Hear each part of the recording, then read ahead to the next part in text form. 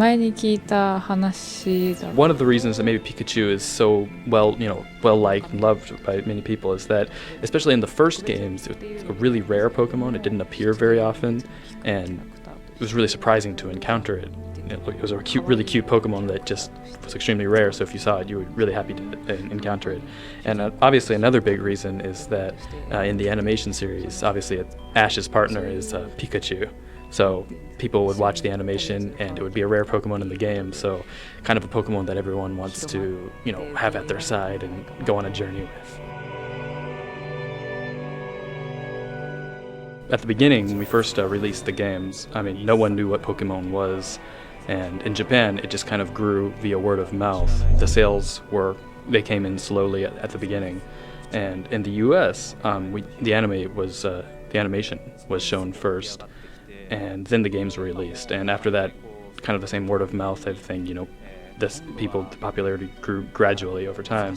But every time, obviously, we make a new game, we always have the worry that maybe this time it won't do as well as before. So yes, obviously in the beginning, a lot of Japanese role-playing games, before the Pokemon games came out, and around that time, weren't very successful overseas. They didn't really find an audience and weren't doing very well.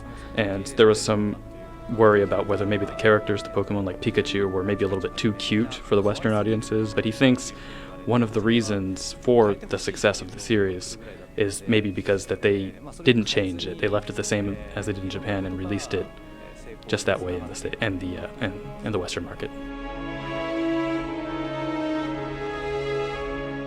One of the reasons for making it turn-based as it is because they wanted to make it a battle system that people who aren't so great at maybe like action games can play the games, do well in the battles. That gives them time to think and choose their actions. From here on out, there are obviously going to be evolutions to the battle system, but it's probably not going to ever become some kind of really action-packed, fast-paced thing. These, virtual worlds where players can meet and they don't have to be in the same place. They can, play with each other from, faraway locations. While those type of games have interesting elements, the Pokemon series is really all about playing with other people, communicating with other people, kind of in the same space.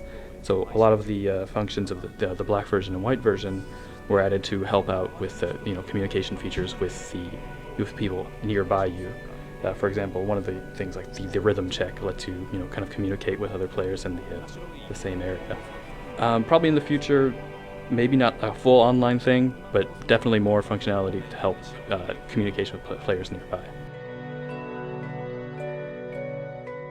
So when first making Red and Blue, they really wanted to make a game that was kind of accessible for anyone. Maybe people who are their first time playing a game, or their first time playing the Pokemon series, obviously with the first games. But also at the same time to have a lot of depth to the gameplay, something you can play for a very long time. For newer players, they can pick it up and anyone can play it. But once they start playing it for a long time and discover some of the depth there, they can find a whole new level of fun there. And the more hardcore players, the more core players who know a lot about the depth of the battle system can kind of communicate with the newer players, teach them the various aspects of the battle system, and there's a lot of communication that's born from there.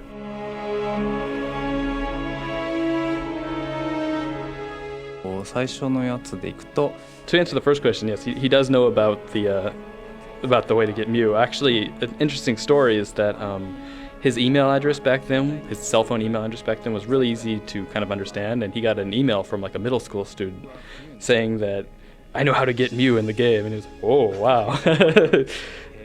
Other than that, obviously he enjoys those kind of weird, quirky parts of games. Like for example, in Mario, you can get the infinite one-ups, certain tricks like that, and that's one way to enjoy games. So he encourages people to try and find interesting, quirky things about games.